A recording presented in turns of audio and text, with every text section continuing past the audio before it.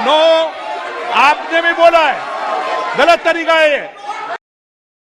आगा पीछा देखकर क्यों होते गमगीन, जैसी जिसकी भावना वैसा दिखे सीन।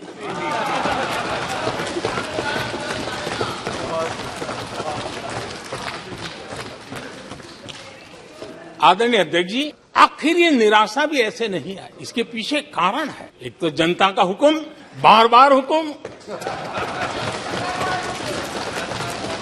लेकिन साथ साथ इस निराशा के पीछे जो अंतर मन में पड़ी हुई चीज है, जो चैन से सोने नहीं देती, क्या है? पिछले 10 साल में 2014 के पहले 2004 से 14 भारत की अर्थव्यवस्था खस्ता हाल हो गई। निराशा नहीं होगी तो क्या होगा? 10 साल में महंगाई डबल डिजिट रही, महंगाई डबल डिजिट रही, और इसलिए कुछ अगर अच्छा होता है तो निराशा और उभर करके आती है। और जिन्होंने बेरोजगारी दूर करने के वादे किए थे, जिन्होंने बेरोजगारी दूर करने के वादे किए थे, माननीय अध्यक्ष जी, एक बार जंगल में 2 नौजवान शिकार करने के लिए गए और वो गाड़ी में अपनी बंदूक नीचे उतार करके थोड़ा टहलने लगे। उन्होंने सोचा कि थोड़ा अभी आगे चलना है तो थोड़ा जरा हाथ पैर ठीक कर ले, लेकिन गए थे तो बाघ का शिकार करने के लिए, और उन्होंने देखा आगे जाएंगे तो बाघ मिलेगा, लेकिन हुआ ये कि वहीं पर बाघ दिखाई दिया। अभी नीचे उतरे थे, अपनी गाड़ी में बंदूक वहीं पड़ी थी, बाघ दिखा, करे क्या? तो उन्हें लाइसेंस दिखाया कि मेरे पास बंदूक का लाइसेंस है।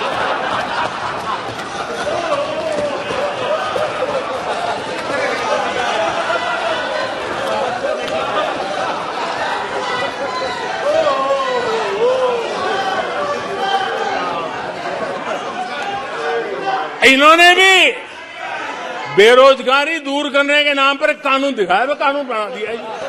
अरे देखो, कानून बना दिया है, ये इनके तरीके हैं, पल्ला झाड़ दिया। 4 से 14 आजादी के इतिहास में सबसे घोटालों का दशक रहा, सबसे घोटाला।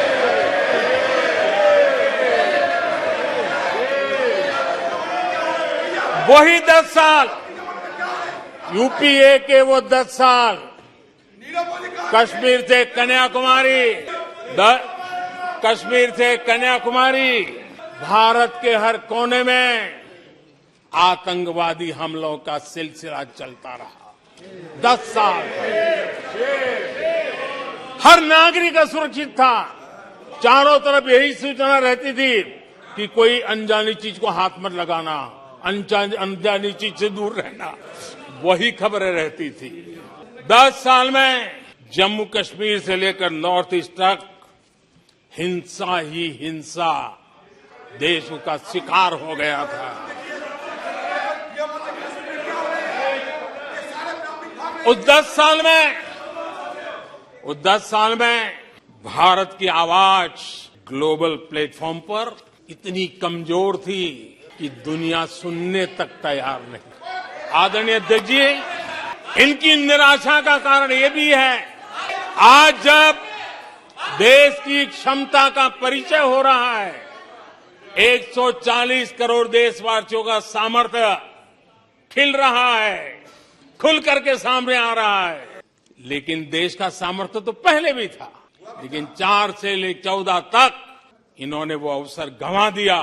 आज यूपीए की पहचान बन गई, हर मौके को मुसीबत में पलट दिया, हर मौके को मुसीबत में पलट दिया। जब टेक्नोलॉजी इंफॉर्मेशन का युग बड़ी तेजी से बढ़ रहा था, उछल रहा था, उसी समय ये 2G में फंसे रहे। मौका मुसीबत में सिविल न्यूक्लियर डील हुआ।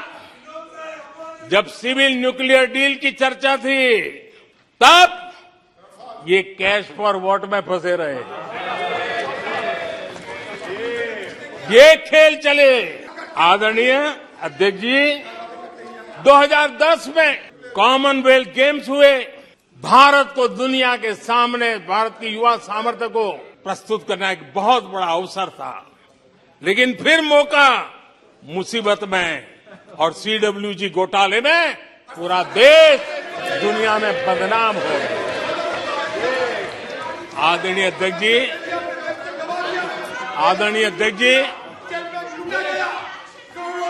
सदी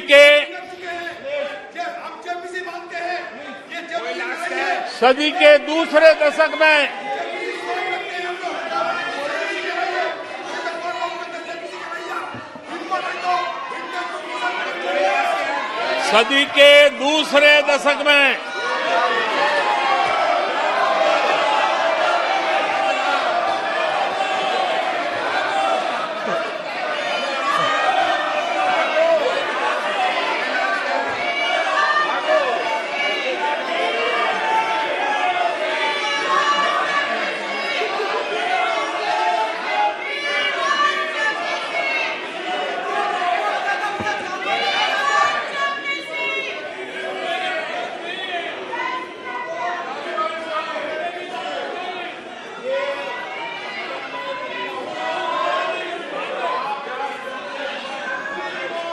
उचित नहीं है, ये संसदीय परंपराओं के अनुरूप नहीं है।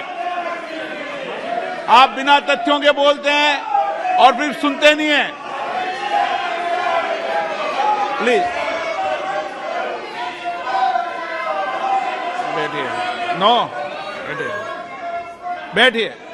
No no no no no. आदरणीय अध्यक्ष जी, ऊर्जा का किसी भी देश के विकास में अपना एक महात्म्य होता है, और जब दुनिया में भारत की ऊर्जा शक्ति के उभार की दिशा में चर्चा की जरूरत थी, इस सदी के दूसरे दशक में हिंदुस्तान की चर्चा ब्लैकआउट के नाते हुई। पूरे विश्व में ब्लैकआउट के वो दिन चर्चा के केंद्र में आ गए। कोयला घोटाला चर्चा में आ गया। आदरणीय अध्यक्ष जी, देश पर इतने आतंकी हमले हुए, 2008 के हमलों को कोई भूल नहीं सकता है, लेकिन आतंकवाद पर सीना तान कर आंख में आंख मिला करके हमले करने का सामर्थ्य नहीं था। उसे चुनौती को चुनौती देने की ताकत नहीं थी, और उसके कारण आतंकवादियों के हौसले बुलंद होते गए और पूरा देश 10 साल तक खून बहता रहा। मेरे देश के निर्दोष लोगों का वो दिन गए थे। आदरणीय अध्यक्ष जी, जब LOC भारत के सामर्थ्य की ताकत का अवसर रहता था, उस समय डिफेंस डील को लेकर के हेलीकॉप्टर घोटाले और सत्ता को कंट्रोल करने वाले लोगों के नाम उसमें चिन्हित हो गए। आदरणीय अध्यक्ष जी, जब देश के लिए जरूरत थी और निराशा के मूल में ये चीजें पड़ी हुई है, सब उभर करके आ रहा है। आदरणीय अध्यक्ष जी, इस बात को हिंदुस्तान हर पल याद रखेगा कि 2014 के पहले का जो दशक था, द लॉस्ट डेकेड के रूप में जाना जाएगा, और इस बात को इनकार नहीं कर सकते कि 2030 का जो दशक है, ये इंडियाज डेकेड है पूरे विश्व के लिए। आदरणीय अध्यक्ष जी, थैंक यू शशि जी।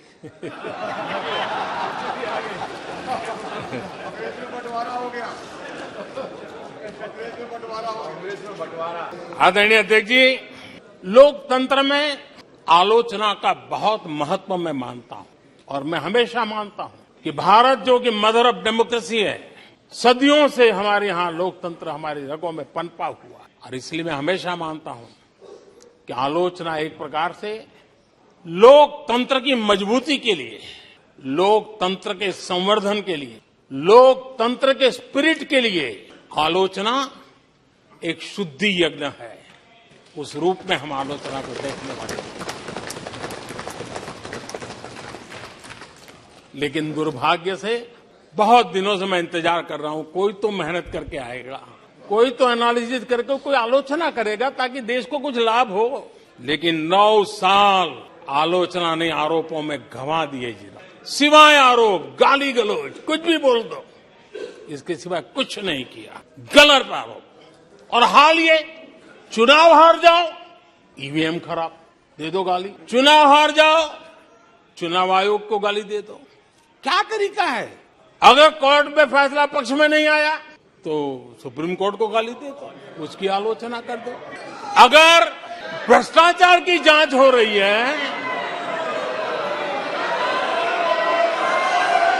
अगर भ्रष्टाचार की जांच हो रही है,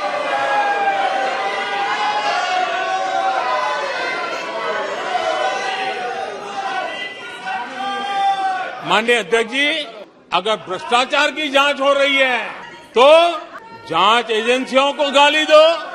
अगर सेना पराक्रम करे, सेना अपना शौर्य दिखाए और वो नैरेटिव देश के जन जन के अंदर एक नया विश्वास पैदा करे, तो सेना की आलोचना करो, सेना को गाली दो, सेना पर आरोप करो।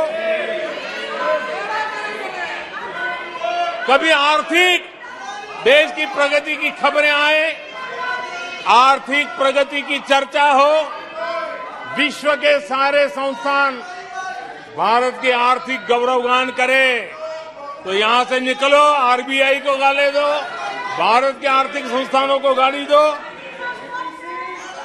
आदरणीय अध्यक्ष जी, हमने 9 साल देखा है माननीय कंस्ट्रक्टिव क्रिटिसिज्म की जगह। माननीय आप सदन के नेता हैं, आप माननीय सदस्यों को समझा दें। लोकतंत्र के लिए जिसकी आवश्यकता ये है, संसदीय परंपरा के अनुरूप नहीं है कि बैठे बैठे बोलें। नो, गलत, नो, नो, आपने भी बोला है, गलत तरीका है ये।